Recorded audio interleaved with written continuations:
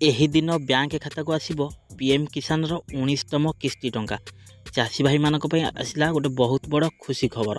ପ୍ରଧାନମନ୍ତ୍ରୀ ପିଏମ୍ କିଷାନ ସମ୍ମାନ ନିଧି ଯୋଜନାରେ ସାମିଲ ଥିବା ଚାଷୀ ଭାଇମାନଙ୍କ ପାଇଁ ଗୋଟେ ବହୁତ ବଡ଼ ଖୁସି ଖବର। କାରଣ ଏଥିରେ ସାମିଲ ଥିବା ଚାଷୀ ଭାଇମାନଙ୍କ ପାଇଁ ସରକାରଙ୍କ ବଡ଼ ଯାହାକି ନିଷ୍ପତ୍ତି ନେବାକୁ ଯାଉଛନ୍ତି। ପ୍ରଧାନମନ୍ତ୍ରୀ କିଷାନ ସମ୍ମାନ ନିଧି ଯୋଜନାରେ ଦେଶର ପ୍ରାୟ କୋଟି କୋଟି ଚାଷୀଙ୍କ ଆକାଉଣ୍ଟକୁ ସିଧାସଳଖ ଆସୁଛି ଆର୍ଥିକ ସହାୟତା ରାଶି। ଏହି ପିଏମ୍ କିଷାନ ସମ୍ମାନ ନିଧି ଯୋଜନାରେ ସାମିଲ ଥିବା ଚାଷୀ ଭାଇମାନେ ଖୁବ୍ ଶୀଘ୍ର ପାଇବାକୁ ଯାଉଛନ୍ତି ସେମାନଙ୍କର 19ତମ କିସ୍ତି ଟଙ୍କା 2000 ଟଙ୍କା। ତ ଏନେଇ ଯାହା ବି କିଛି ଇନଫର୍ମେସନ୍ ଅଛି ମୁଁ ଆଜି ଆପଣମାନଙ୍କୁ ଏହି ଭିଡ଼ିଓରେ ଦେଇଦେବି।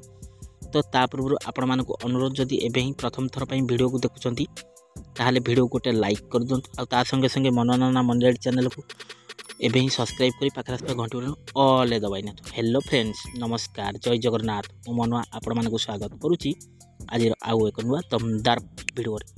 ତ ଦର୍ଶକ ବନ୍ଧୁ, ଯାହାକି ପିଏମ୍ କିଷାନ ଯୋଜନାକୁ ନେଇ 19ତମ କିସ୍ତିକୁ ନେଇ ବେଶ୍ ଏବେ ଚର୍ଚ୍ଚାର ବିଷୟ ପାଲଟିଛି। ତ ଏ ନେଇ ଖୁବ୍ ଶୀଘ୍ର ବଡ଼ ଘୋଷଣା କରିବାକୁ ଯାଉଛନ୍ତି ଆମ ନରେନ୍ଦ୍ର ମୋଦି, ଯାହାକି ପ୍ରଧାନମନ୍ତ୍ରୀ।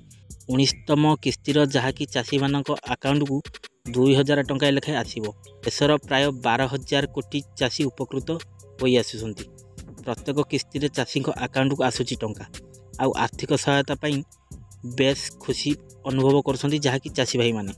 ଯାହାକି ସୂଚନା ଅନୁଯାୟୀ ଖୁବ୍ ଶୀଘ୍ର 19ତମ କିସ୍ତିକୁ ନେଇ ବଡ଼ ଅପଡ଼େଟ୍ ଦେବେ କେନ୍ଦ୍ର ସରକାର, ଯାହାକି ତାରିଖ ମଧ୍ୟ ଘୋଷଣା କରିବେ। ତେବେ ଏହି ଯୋଜନାରେ ସାମିଲ ଥିବା ଚାଷୀଙ୍କୁ ଟଙ୍କା ପାଇବାକୁ ହେଲେ କିଛି ଗୁରୁତ୍ୱପୂର୍ଣ୍ଣ ଦିଗ ପ୍ରତି ଧ୍ୟାନ ଦେବାକୁ ପଡ଼ିବ, ନଚେତ୍ କିସ୍ତି ଟଙ୍କା ଆପଣଙ୍କର ଅଟକି ରହିଯିବ। ତ କିଛି ଗଣମାଧ୍ୟମ ରିପୋର୍ଟ ଅନୁଯାୟୀ ଯାହାକି 2025 ଫେବୃଆରୀ ପ୍ରଥମ ସପ୍ତାହରେ ଚାଷୀଙ୍କ ଆକାଉଣ୍ଟକୁ ଆସିପାରେ ପିଏମ୍ କିଷାନ ଯୋଜନାର 19ତମ କିସ୍ତି ଟଙ୍କା।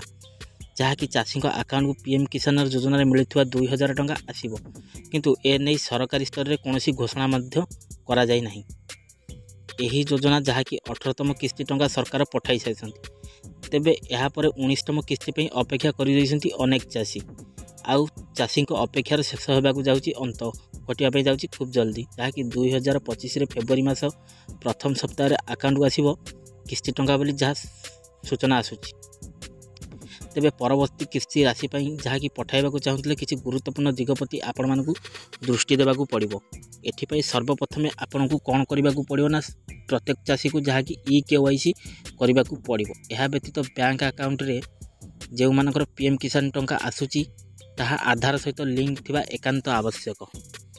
ଯଦି ଆପଣଙ୍କର ଆକାଉଣ୍ଟରେ EKYC କିମ୍ବା ବ୍ୟାଙ୍କ ଆକାଉଣ୍ଟ ସହ ଆଧାର ଲିଙ୍କ ହୋଇନାହିଁ, ତେବେ ଆପଣମାନେ ଏହି 19ତମ କିସ୍ତି ଟଙ୍କା ଯାହାକି 2000 ଟଙ୍କା ପାଇପାରିବେ ନାହିଁ।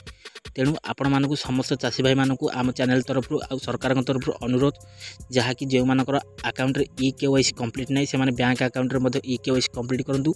ତା ସହିତ ଯାହାକି ପିଏମ୍ କିଷାନ ଯୋଜନାର EKYC କମ୍ପ୍ଲିଟ୍ କରିବାକୁ ଆପଣମାନଙ୍କୁ ଅନୁରୋଧ। ତାହେଲେ ଯଦି ଆପଣମାନେ କମ୍ପ୍ଲିଟ୍ କରିବେ ତାହେଲେ ସରକାରଙ୍କ ତରଫରୁ ପଠାଯାଉଥିବା 19ତମ କିସ୍ତି ଟଙ୍କା ପିଏମ୍ କିଷାନ ଟଙ୍କା 2000 ଟଙ୍କା ଆପଣମାନେ ପାଇପାରିବେ।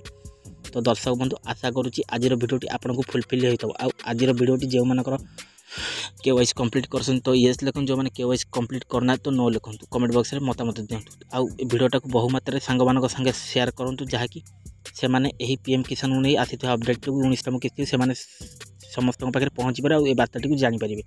ତ ଦର୍ଶକ ବନ୍ଧୁ, ଆଜି ପାଇଁ ଭିଡ଼ିଓଟାକୁ ଏଇଠି ରଖିବା ପୂର୍ବରୁ ଆପଣମାନଙ୍କୁ ଅନୁରୋଧ, ଭିଡ଼ିଓକୁ ଗୋଟେ ଲାଇକ୍ କରିଦିଅନ୍ତୁ, ଆଉ ତା ସଙ୍ଗେ ସଙ୍ଗେ ମନୋରଞ୍ଜନ ମଣ୍ଡଳୀ ଚ୍ୟାନେଲକୁ ଏବେ ହିଁ ସବସ୍କ୍ରାଇବ୍ କରି ପାଖରେ ଆସୁଥିବା ଘଣ୍ଟି ବଟନ୍କୁ ଅଲ୍ ଦେବେ, ଆଉ ଭିଡ଼ିଓଟାକୁ ବହୁମାତ୍ରାରେ ସାଙ୍ଗମାନଙ୍କ ସହିତ ସେୟାର କରନ୍ତୁ। ତ ଦର୍ଶକ ବନ୍ଧୁ, ଆଜି ପାଇଁ ଭିଡ଼ିଓଟାକୁ ଏଇଠି ରଖୁଛି। ପୁଣି ଦେଖା ହେବି ନେକ୍ସଟ ଏକ ଏପିସୋଡ଼ରେ, ପୁଣି ଏକ ନୂଆ ଅଧ୍ୟାୟକୁ ନେଇ। ସେପଟେ ମୋତେ ବିଦାୟ ଦିଅନ୍ତୁ।